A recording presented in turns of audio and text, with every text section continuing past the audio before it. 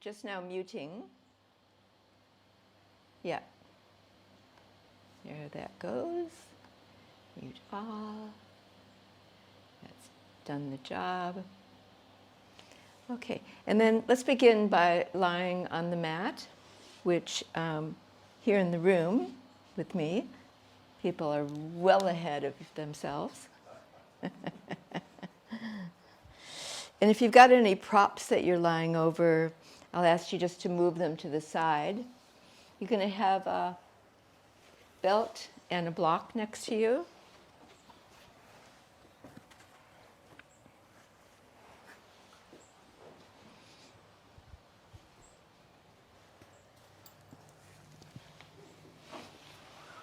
So we'll take this little bit of time to lie out comfortably on the mat with your legs bent and your feet on the floor.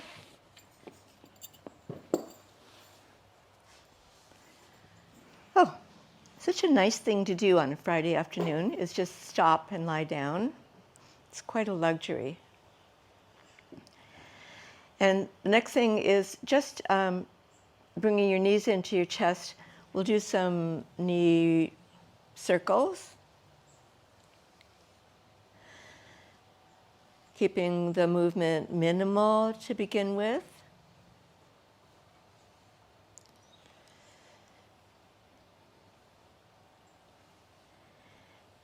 And then make the circles as large as you want, but keep from rocking side to side. Let's go the other way.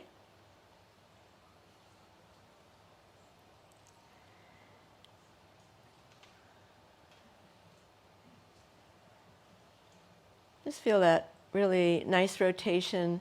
It's not just knees, is it? It's the whole thigh bone into the hip. Good. Pause and then have the two palms on the front of your knees, one each knee, and then move your knees away from you. And inhale and exhale, bring your knees in, moving from straight arms to bending your elbows near to your ribs. And see if you can keep that movement more of a hip, pelvis, abdominal movement without tensing any part of the upper part of your body. So your throat stays soft and your face nice and smooth.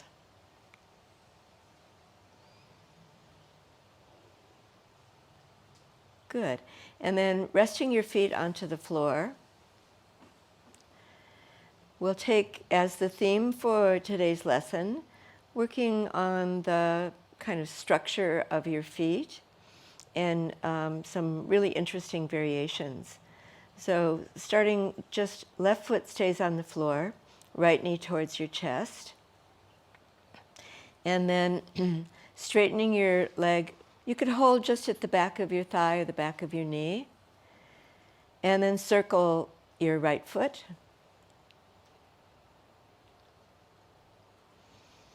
I have a lot of respect for my feet because they are faithful servants. They get me where I want to go, whether it's walking in the bush or walking on the beach. And then circle the other way.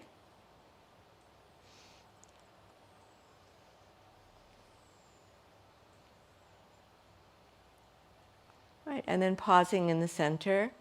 And the other potential movement here, so that movement was for toes and foot bones and ankles, is to flex your foot away from you and then towards you. And pointing your toes up towards the ceiling, pointing your toes down towards the floor. And as often is the case with these movements, that foot movement has an influence on the calf muscles, probably your knee, and even your thigh. Good, just a couple more like that. And then let's work with the belt. And if you take the strap around the arch of your foot, or even better, the ball of your foot, and hold with 2 hands onto the strap. And then let's alternately bend the knee towards your chest and straighten the leg up towards the ceiling. You can get a little bit more out of this in consideration of working with your feet if you spread your toes, and when you're straightening your leg and straightening your knee, you're pushing up the ball of the foot towards the ceiling. Bending the knee down, and then with a little bit of resistance with the belt, pushing against the belt and straightening the leg that little bit more. Keep a light grip on the belt. I notice I always end up holding tighter and tighter as I go along. That's it. And then leave the legs straight up towards the ceiling. And turn your foot in so the sole of your foot faces to the left. And then pulling lightly onto the belt, rotate the foot so that the sole of the foot faces to the right. And we go back and forth between those 2 movements, which are really whole foot movements, but especially helpful for your ankles. So you're rolling right and left. And then if you like, you could work with resistance again and press out against the outside of your foot. And then turn your foot into the left side and push out against the belt and turn towards the right. I hope that's making sense, but I'm demonstrating it pretty well. Okay, good. And then let's leave the footwork for the fancy footwork for a moment and pass the belt into your right hand, and then begin to take the right leg out to the right. And I've still got my left foot on the floor near to my left buttock. Let your left knee drop out to the left. And then switch on the outside of your right hip muscles and the outside of your thighs. You'll feel like there's a little dimple there as you pull the muscles into the bone. And then leave off from that effort. And do that one more time, where we're using the outer hip muscles, using the outer thigh muscles, just to keep the leg from dropping to the floor. Okay, good. And then bring that leg all the way up. And it's quite nice to do the other movement and take your right leg over to the left side a bit. Let your left knee drop into the right side. I'm going to hold the strap with my left hand. It's just more comfortable on my shoulders and so forth. And squeeze your inner thigh muscles. And now we're waking up the adductors on the inside of the thighs. Good. So basically we're giving the whole leg and foot and hip a workout. So come back to center. And let's do some circles, holding the belt back into your right hand. I want to keep my circles really small so that I don't tip over. Well, what will happen is more tipping to the right side. Just want to keep my weight on the sacrum in the middle. And go the other way. So more than working with your foot or even so much your leg muscles, this is right into the acetabulum joint. Okay, and then let's stop center, and then we'll see if we can repeat all of those movements on the opposite side, and right foot to the floor. Just pause right there. Do a little bit of a bum wiggle so that you feel like you're even on the back of the pelvis again. Weight on both sides. And then the right foot pressing down, left knee comes into your chest, and then slip your hands behind the back of the thigh or the knee and straighten the leg up towards the ceiling. And then rotate your left foot.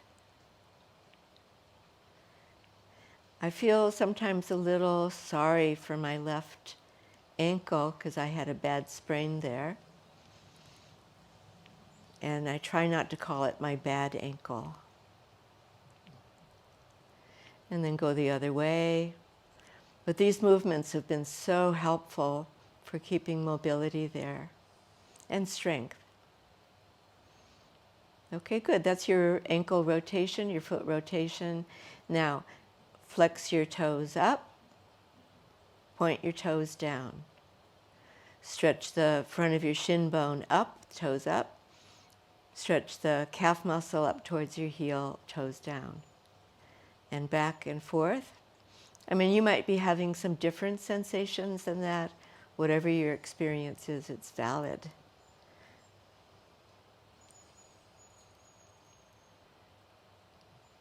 Okay, good. And now we're ready for the belt once more onto the sole of the left foot.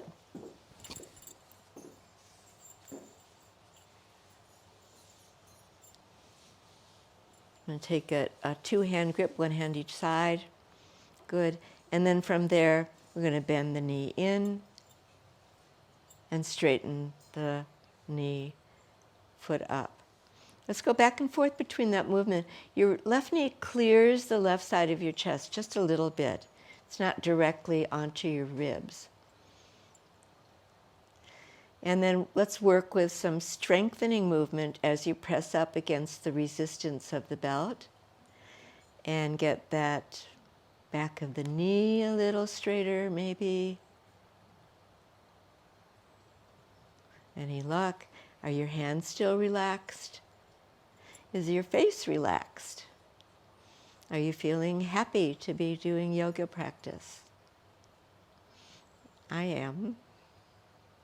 Okay, good. And then let's do the internal rotation of your feet, external rotation of your left foot, I should say. Turning your left foot into the right, turning your left foot, sole of your foot to the left.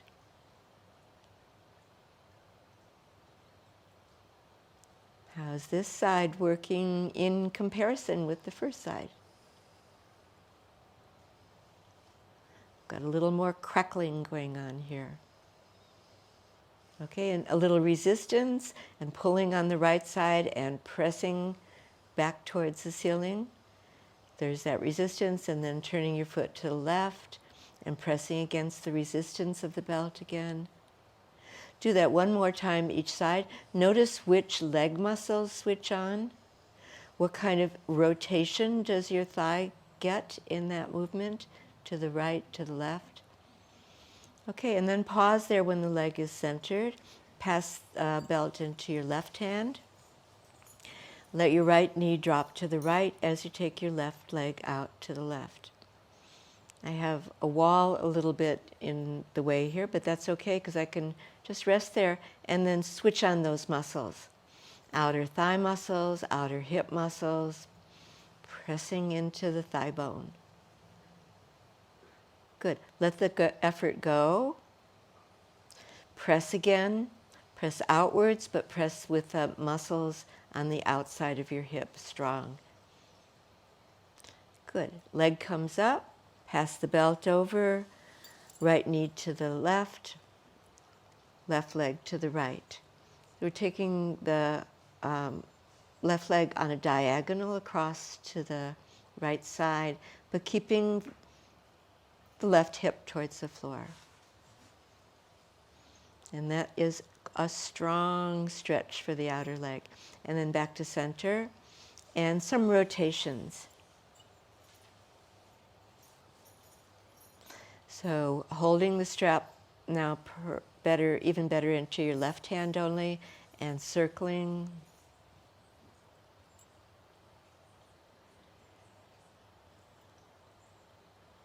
And you might notice, this feels smoother on this side, or less restricted, or quite the opposite. And circle the other way. The more that you can keep centered on the back of your pelvis, the more core muscles you'll engage.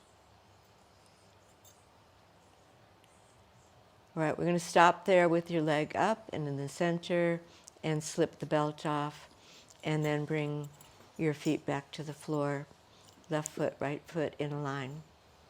All right, let's do a little bit more, and then we'll start to wake up the upper part of your body with some overhead stretches. Extend your legs out along the floor. Bring your feet and your legs together. Tuck your toes back towards your knees, and tuck your shoulder blades down. Let's go the other way. Press your toes away from you and extend your arms back overhead and towards the floor. Just go as far as you can, maybe not all the way to the floor. And then arms back by your side, toes towards your knees, and arms, hands next to your hips. Good. Toes away, arms away. Inhale. Exhale, arms back down, toes towards your knees. Good. Do a couple of those under your own steam, and just notice if there's any movement through your pelvis.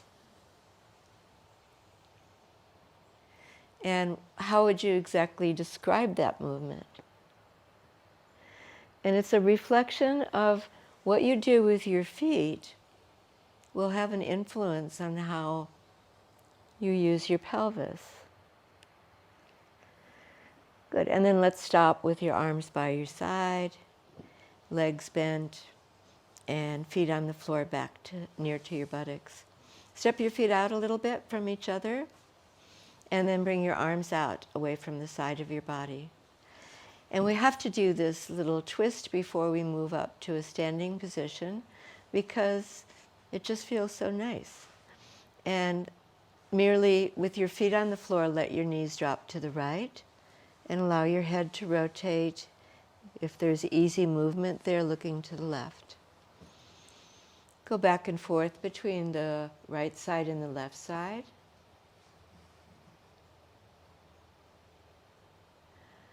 So that that's a pleasurable movement. It doesn't have to be big. It's not fancy. But you're aware. Be in your body. Notice where you feel this through the pelvis and the spinal column. All right, stay on the right side. When your knees are to the right side, then bring your left knee up a little bit and plant your left foot onto the floor. Press your footprint of your left foot into the floor, and you might now begin to lift your buttock a little bit more. And then take your left arm overhead. So we're going to do a really big stretch all along the left side of your body. Which way do you want to turn your head? That's up to you. Good. Let's try it the other way, and letting the knees over onto the left side. Left arm back down. Right arm overhead. Lift your right knee a little bit. Press the footprint of your right foot into the floor, and then get that lovely lateral stretch all along your right side. Okay, good. And then finishing, and your arms back and your knees back up, and then rolling over to the right. I might have said that we're going to come up to standing, but we're not quite there. So interimly, come on to all fours.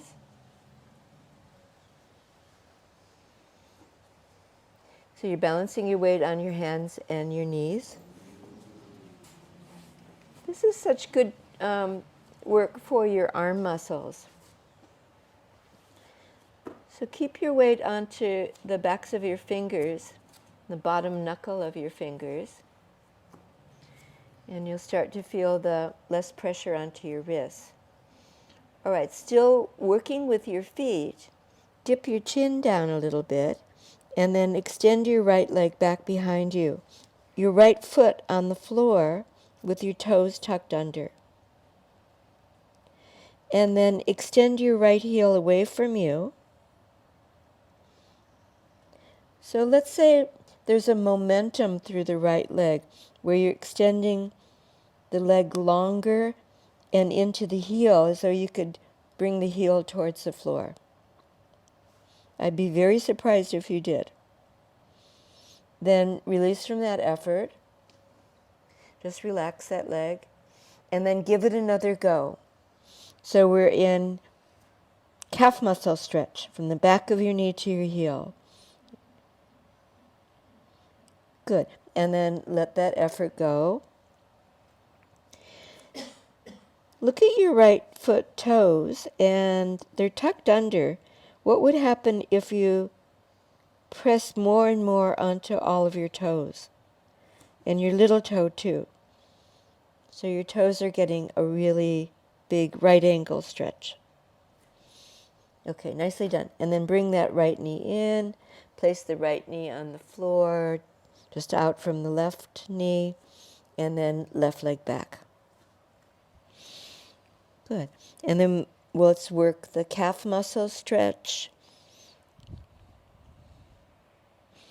It feels like you're not moving your foot, but it feels like the whole leg is moving away from hip to heel.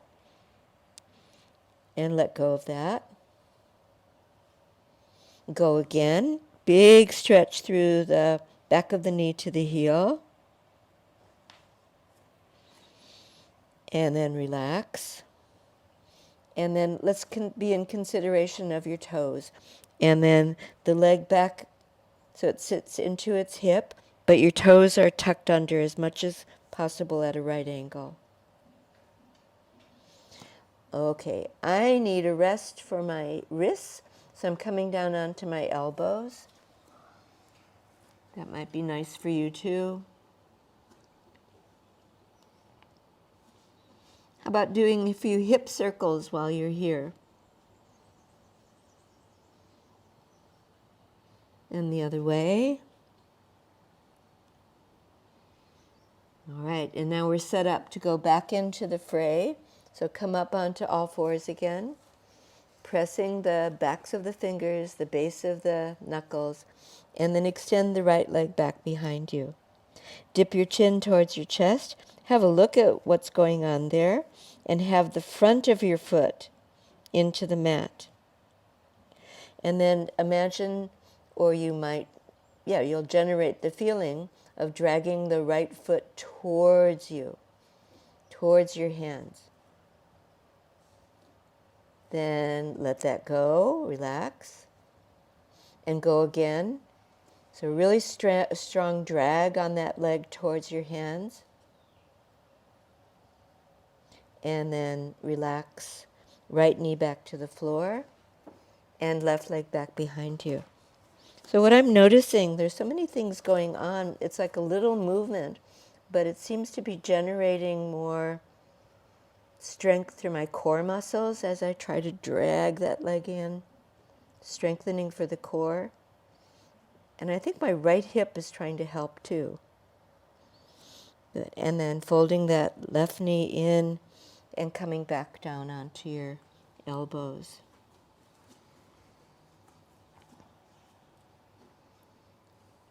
Okay. While we're here, we'll do one more thing, which is, I don't know, it's a little bit like a temper tantrum.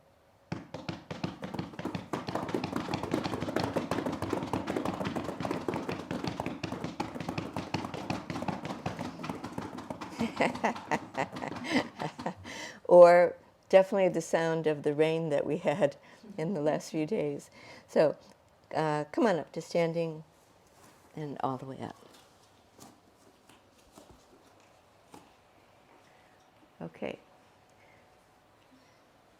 So you've generated some really good work, especially for all the walkers in the room and on the Zoom call. And have a look at your feet and open the spaces between the toes.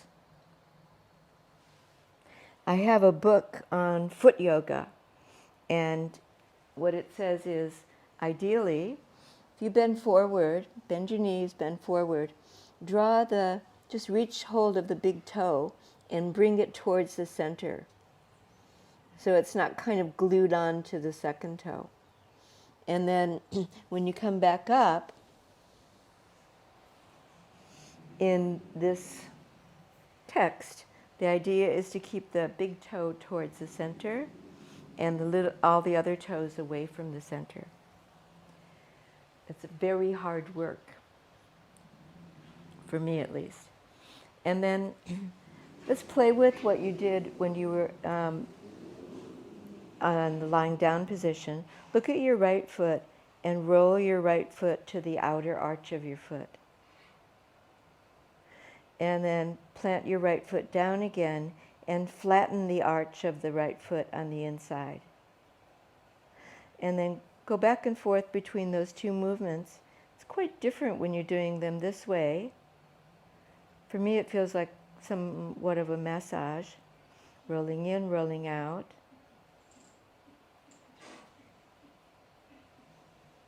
And you may notice that you're also internally and externally rotating your hip. So that's interesting. There's always that reflection of what you do with your feet, with your leg and your hip. And then the other one, of course, and rolling the foot out, rolling in. If you like proper anatomical expressions, you're going from pronating to supinating, or inverting, everting. Good, that's lovely. And then just come to have your feet straight forward again.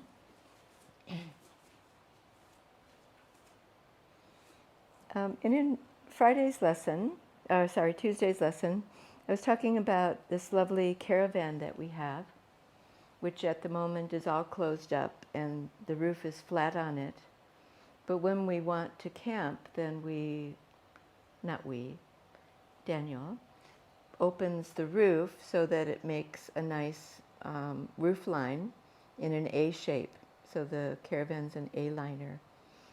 So think about the arches on the inside of your feet and see if you can create an A-line lift on the internal arches of your feet.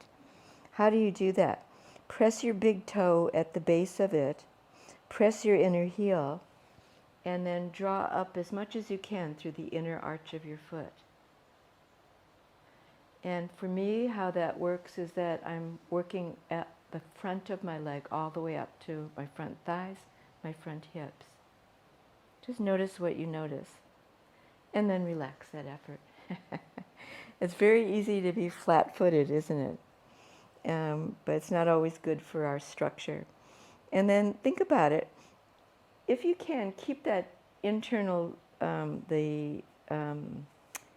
pronating movement. So you're flattening the inner arch of the foot, and then see if you can find the outer arch of the foot and draw up through the outer arch of your foot. Because there are muscles there for that arch. And then let it all go with a little bit of a wiggle. All right. So, without any need to observe your feet, because you know exactly where they are and you can probably feel them a bit more.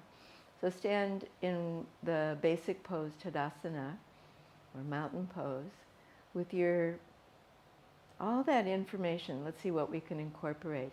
So the big toes towards the center, all the other toes away from the center and spread. They're firmly onto the mat, but they're spread. And then the inner arch of the foot, making that A-line lift. And the outer arch of the foot. And then feel the connections with the buttock muscles, the thigh muscles. Beautiful. And then let go of that effort. Good. And maybe give your feet a shake out. Ah, so much concentration. Okay. What's interesting is that your movement through your feet is a mirror of what you can do with your hands. So you can easily turn your hands in, turn your hands out, turn your hands thumbs down, turn your hands thumbs down the other way. And how you're able to do that is because you've got these really marvelous bones in your forearms that rotate over one another. And you don't have the same ones in your legs because that would give you less stability. Okay, so let's work with, we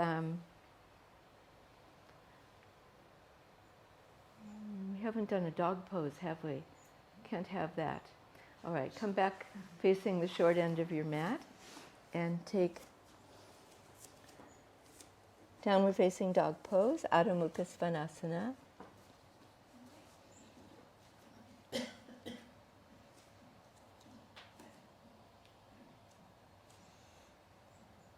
And then look at your placement of your hands and how you set yourself up there, and turn in so the index finger and the thumb have a little bit more pressure than the little finger side of your hand, index finger and thumb. And then let's cycle the feet or pedal the feet, bend one knee, straighten the opposite leg, and back and forth.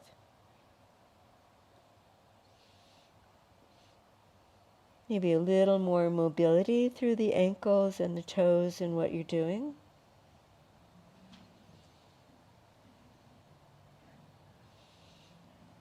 Good. And finally, coming to a standstill. And instead of stretching the back of your legs, bend your knees a little bit towards your chest and stretch your shoulders. Move your shoulders away from your arms and your ribs away from your shoulders and your hips away from your ribs.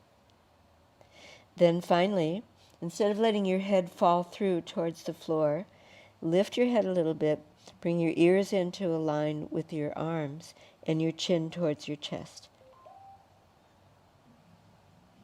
And then happily come down to kneeling for a little rest, and fold your hands or fold your arms and back into child's pose, hips to heels.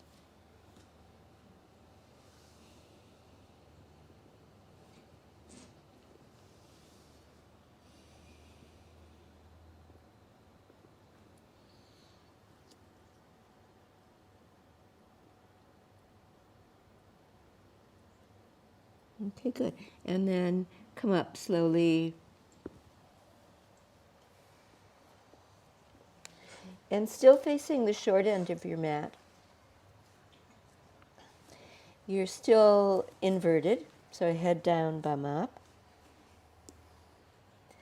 Perfect position, nice and close to your feet. Draw your big toes towards each other, all the other toes away from the big toe. And shift your weight forward. You could be holding your ankles or the front of your shins or hands alongside your feet. And then shift your weight towards the toes, towards the forefoot, I'll call it, and be light on your heels. Lift your buttock bones up towards the ceiling. Good. And then go the other way and lean back into your heels and let the effort go off of the forefoot. And then once more forward, find the medium place where the weight's on the forefoot and the heel, inner arches of your feet up, outer arches of your feet up. And then last of all, fold your arms into your elbows. The hands rest in the crease of the elbows, and lengthen the side body down. Take a couple of calm, deep breaths. And then drop your arms and softly roll up to a standing position. Uttanasana.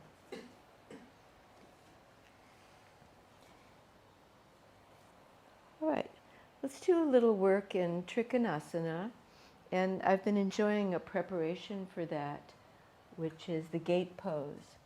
So take the block and come into a kneeling position.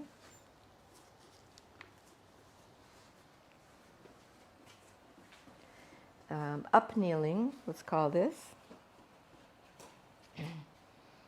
And then let the weight come onto the left knee and take your right leg out to the right side. Good. So my training was to keep the heel in line with the front of the knee, so it keeps your pelvis pretty even. And then just reach out to the left side and place your block on the upright. Good. Let's come back to center so that your perineum is in line with the diaphragm, in line with the notch of your throat. So you're right in the center. And then look at your right foot, and it's easy now to create the arch on the inside of that foot, isn't it? And roll out towards the outside of your foot and get the ankle stretch. And then let's lean to the left side, rest the heel of your hand onto the block. And if you're finding that that's way too easy, you could knock the block down a peg. There's nothing wrong with easy. And then bring your right arm up towards the ceiling. And there's a little rotation. So you're bringing your left rib slightly forward and your right ribs back. And then let's go for extending that arm overhead, over your ear. But connect your right hand and arm stretch back to your right heel. And press into your right heel. Good. Instead of bracing yourself on your left hand, see if you can draw up from your left hand to your left shoulder so you're a little light on. And come on up. And then see if you like this version, this variation. Right hand, right leg. Left arm up towards the ceiling. Turn your left palm to the right side. And then slide your right hand down a little bit along your right leg. I don't know, for me, the jury's out on this. I'm not sure whether I like it as much as the other one. And then back up to upright. And let's fold that leg in, go the other way.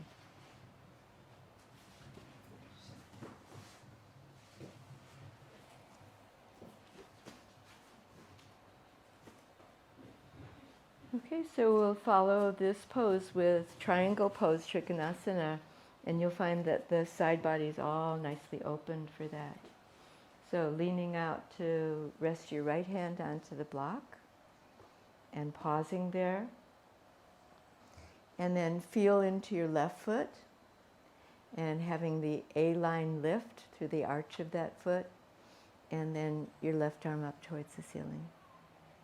Good. Once you've reached, then stretch and bring that left arm overhead as though where that line of direction started was from your left heel. Good. And then take a little weight off of the block. Lift up your ribs. And then coming up.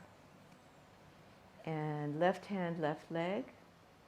Right arm up towards the ceiling. And just lean to the left side. Good.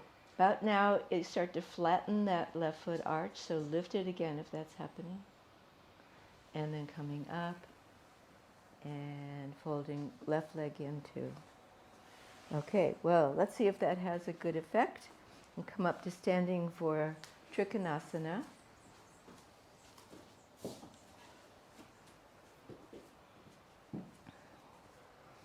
And step out. You're all very experienced, so you know your optimum distance. Make sure that you still can keep your balance. And then let's turn the feet to the right. And instead of your right heel being in the center of your left foot, line your heels up. So your right heel is going to line up with your left heel on your mat. Good. And then, as you did in the previous pose, the gate pose, line up the perineum the diaphragm, the jugular notch, all in one line, and extend your arms out sideways. Okay, without looking, because you know the feelings of your feet now, spread your toes, lift the arches of the feet, and then extend sideways to the right. And when you're ready, drop the right hand beneath your right shoulder, extend the left arm up towards the ceiling.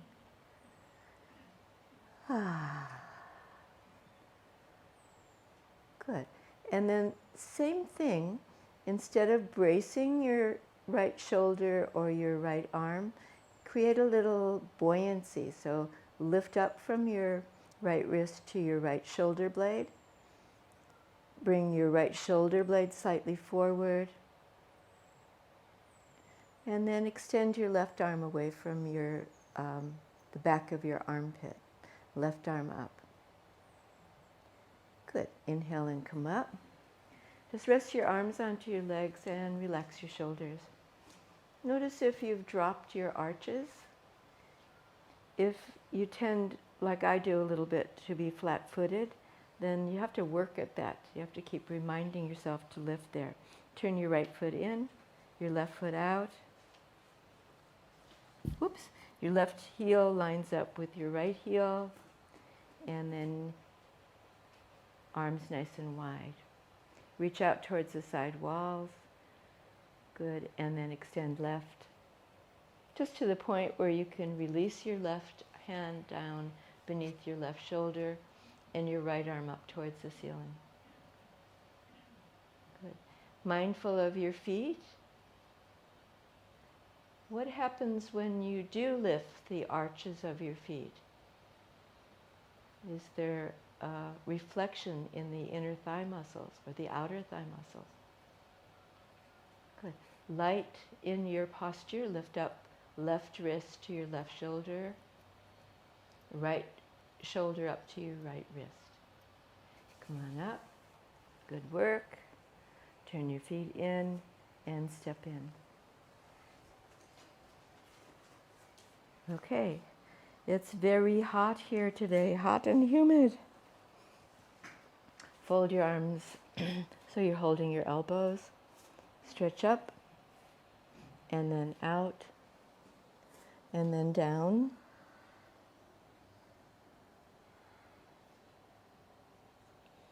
And just be curious and interested in the weight shift on your feet.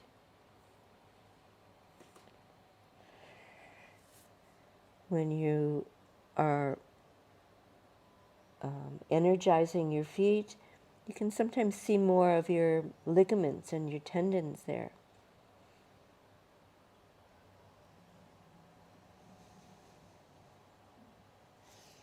All right, and then dropping your arms, bend your knees over your feet, and come up. Just slowly and beautifully. Good. Let's face towards the short end of the mat for Veerabhadrasana One or Warrior One pose, and right foot forward, left foot back. Good. And there's a nice turn in on the back foot that turns the left hip forward, and straight away bring your arms overhead. Good. Straight away now, bend your right leg. So I've gone a little forward of my right foot, so I'm going to take a bigger stance. That seems appropriate for me. And you just try that, and if it feels like you can still balance, that's the main thing. And then inner arch of your right foot, outer arch of your right foot.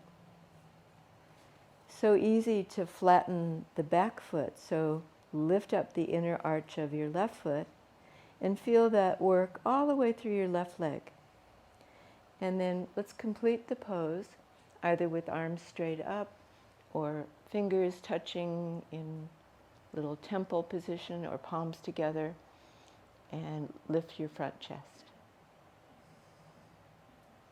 Good. Feel into your back leg. Anchor your left heel, straighten your right leg, lower your chin, and turn the other way. Or bring your left foot forward. That might be more appropriate. Left foot forward, right foot back. Good. So it was drummed into me from my early training to square the hips. So that's what we're working from.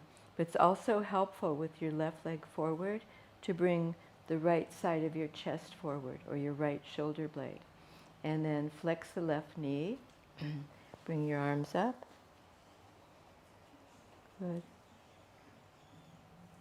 And you might find it helpful to lean back a little bit into your right leg.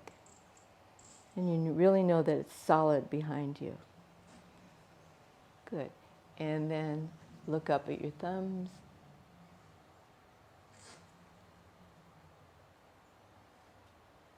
And then keeping the back leg strong, straightening the left leg, lower your arms. And step forward. And then facing the long end of the mat again, give your legs a bit of a shake out.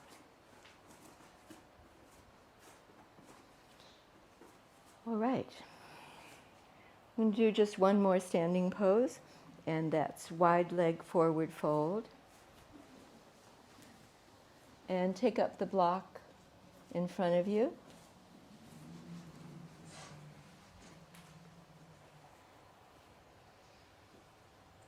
With your hands on your hips, turn your feet in a little bit more than they are. And then do some rolling. Do some ankle rolling again. So we're moving just to flatten the inside of your foot, then flatten the outside of your foot, back and forth. And then it's also internal rotation through your hips, external rotation through your hips. It's very clever how it all fits together. Good. And then pausing in the center and have a look at your feet. And then create the A-line lift through the inner arches of your feet and the outer arches of your feet. And we're all set to come forward and halfway towards the floor. And keep the breastbone lifted nice and high.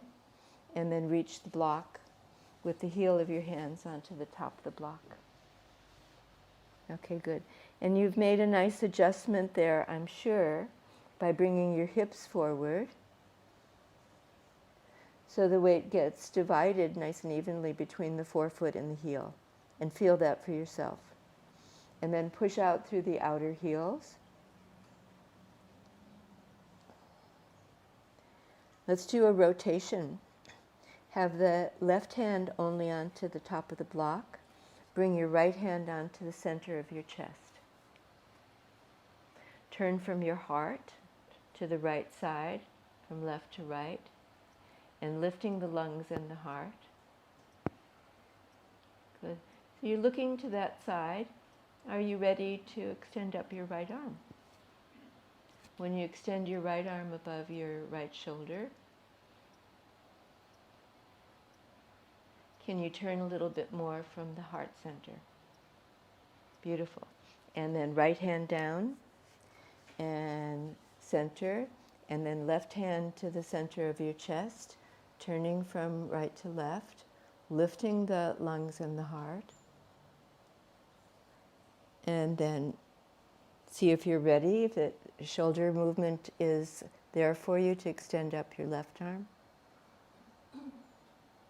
And let's go one more round, and left hand down. And you know where you're going, so just extend up the right arm. But what's happened to the arches of your feet? Press your big toe, press your inner heel, draw up as though you're sucking up the arches of your feet. Last side. Right hand supportive, turning left. Left arm up. Good. Your foothold is strong. Feel your footing. And then let's come down, both hands onto the block. And shuffle your feet in, left heel or right heel all the way in. Good. And up to standing. All right. Let's do a little work with Ustrasana, the Camel Pose. We're going to do it in a very gentle way. So come to kneeling up again.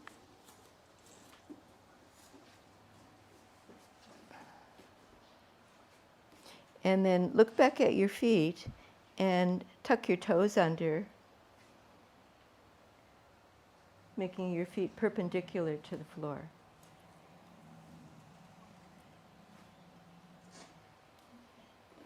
What might happen is you're working your hamstrings and stretching the front of your thighs. So sometimes you get a little bit of cramping that happens in the back thighs.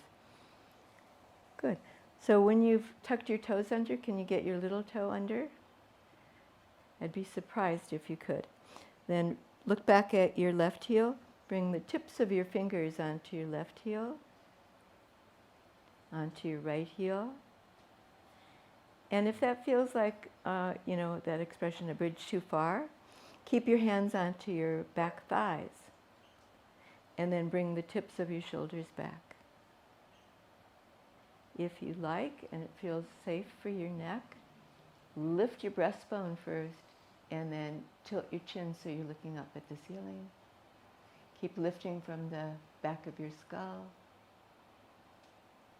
And that was a bit of work. So coming into kneeling, buttocks to heels. For a momentary rest, and then let's go back, one more back bend there. And coming up. Now I had a chance to do this practice earlier today, and so I'm just going to keep my feet flat. But you might want to hold your thighs just below your buttocks, or keep your feet perpendicular.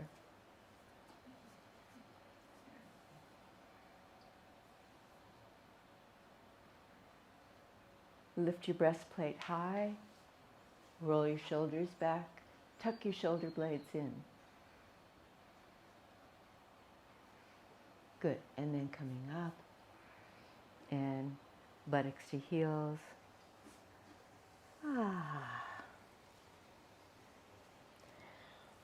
All right, so we want to use a couple of cushions here for, I've been calling it turtle pose.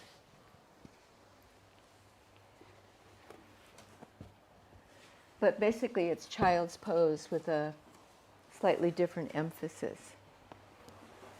So we're moving from a back bend to a forward bend onto your cushions.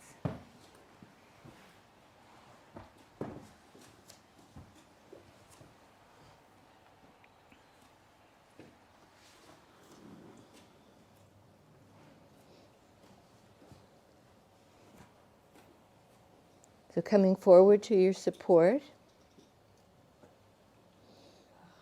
you could rest on your forehead, or on the side of your forehead, on your cheek.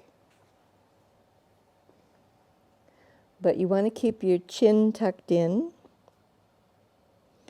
so that you're free to breathe.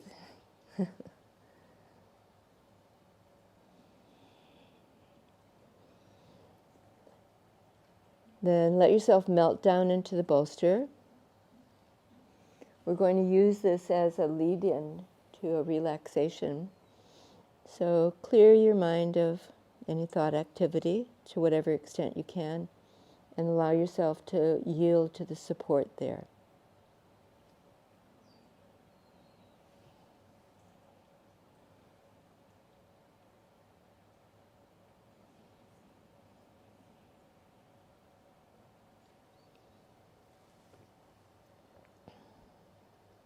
Feel the shape that your spine makes here, in a round shape, like a rainbow.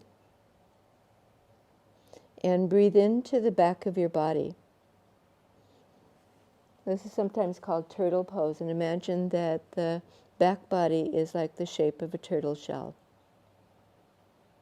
And that every time you breathe in, that you take up the space of that shell, And then when you breathe out, then it drops a little bit. So filling with the inhaling breath and releasing with the exhaling breath.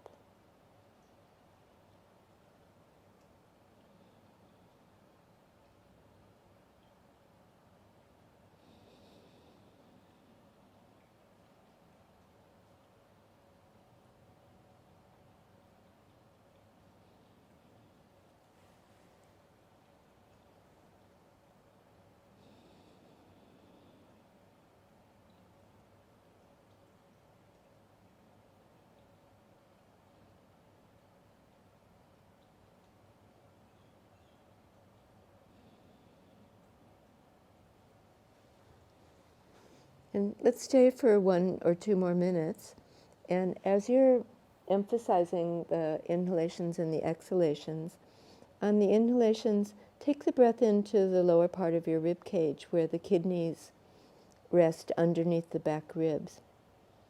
And feel that those lovely supportive organs, the kidneys, right one and left one, are energized by your inhaling breath.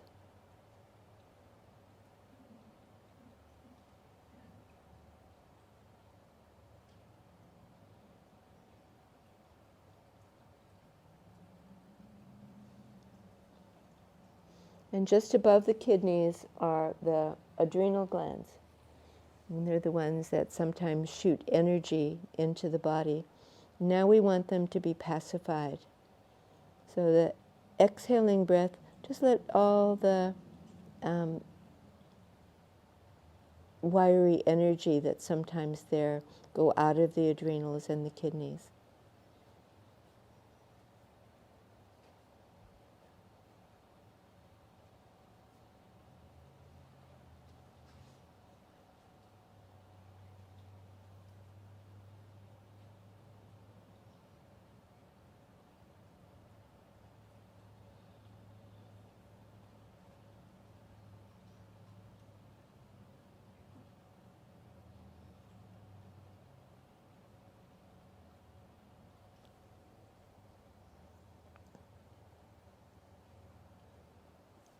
Now we have time to move into the relaxation.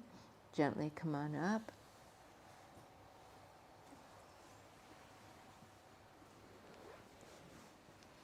And take what you need for the relaxation. You'll be there for about 10 minutes. So any kind of bolster underneath the backs of your knees, a blanket as a pillow for the back of your head.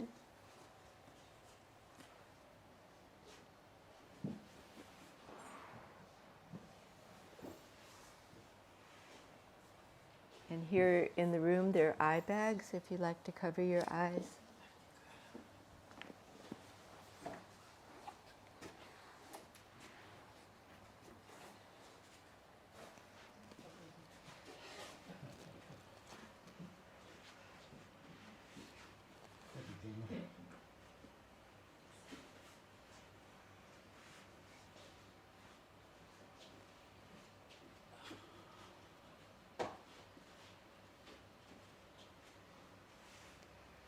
And we're not assuming that when you first lie down that you're at your utmost comfort. So sometimes you have to tweak the Shavasana a little bit to get there.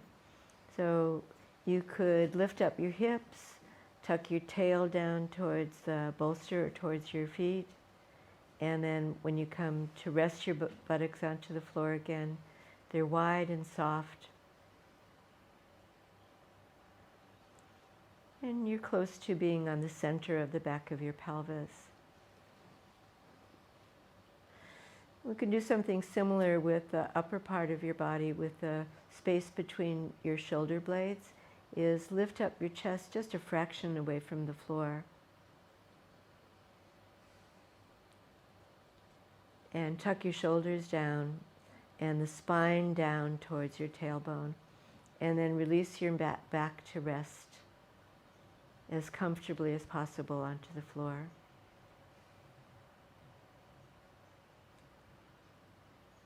Let all the energy go out of the supporting back muscles,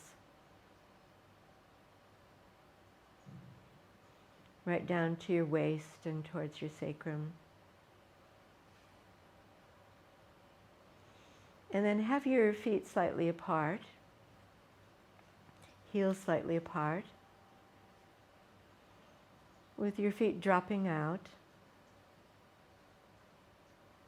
And give your toes a bit of a stretch and make the spacing between them a little greater. And hold that stretch, a bit of a tension there. And then let the tension go and let your toes be relaxed.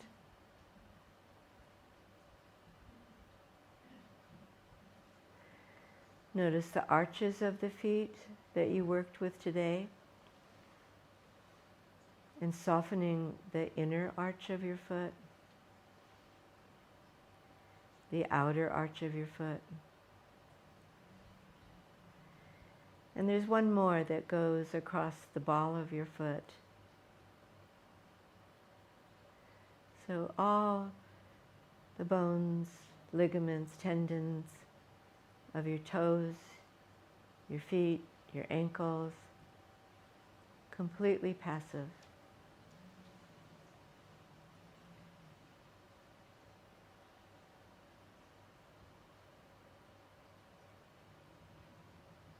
Let that sense of relaxation come up through your lower leg bones, and let go of any gripping of the muscles that support those bones.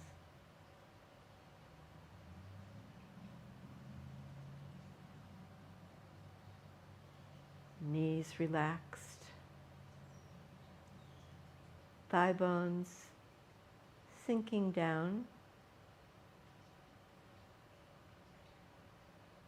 and gently back into their sockets.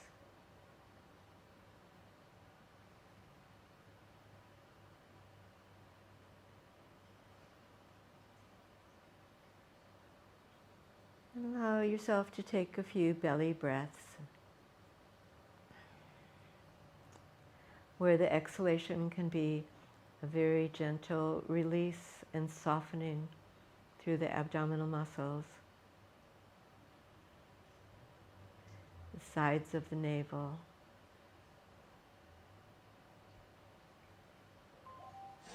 the upper abdomen.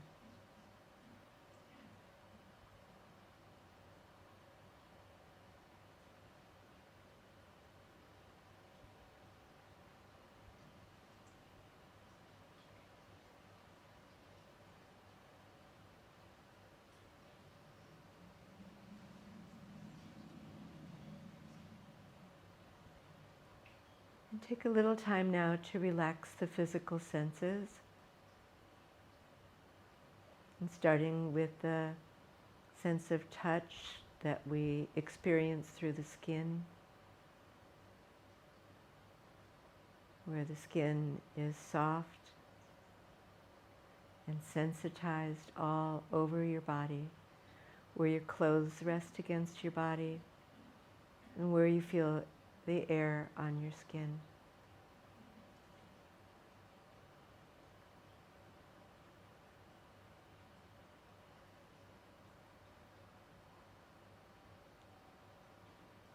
Your forehead, feel from your hairline to your eyebrows,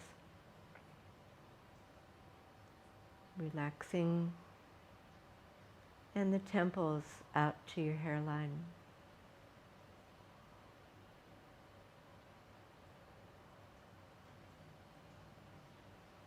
Feel the delicate shade of your eyelids over the surface of your eyes.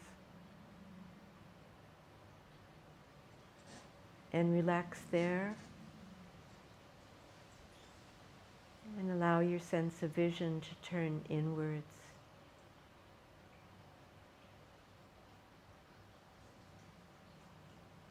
Drop your gaze downwards to look into the heart center.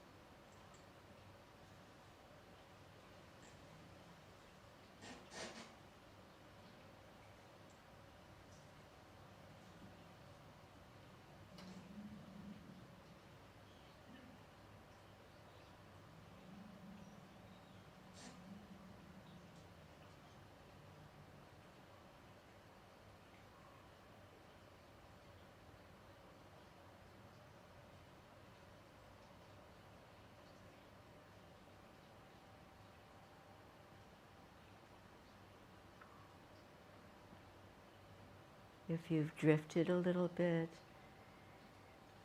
that's very common, without judging yourself for that.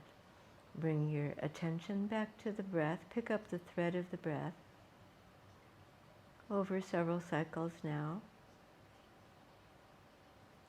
Not anticipating, not premeditating moving, but just with your breath.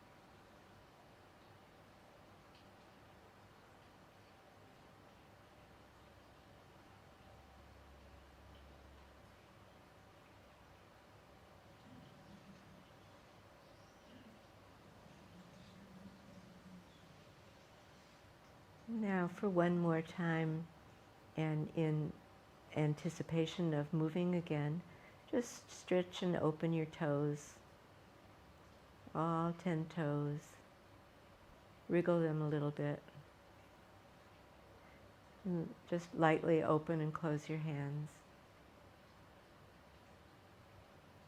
Feel all 10 fingers.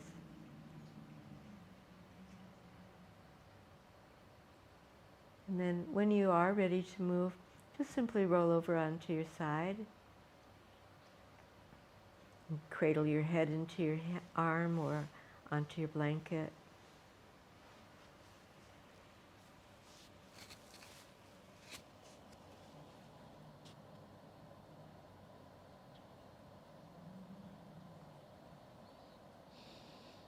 Take a couple of deeper breaths there.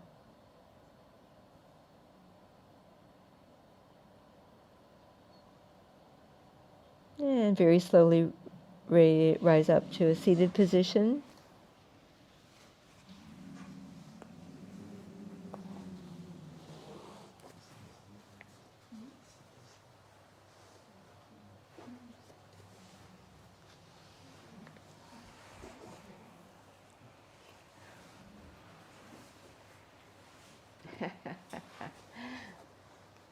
Slow moving here, which is just right.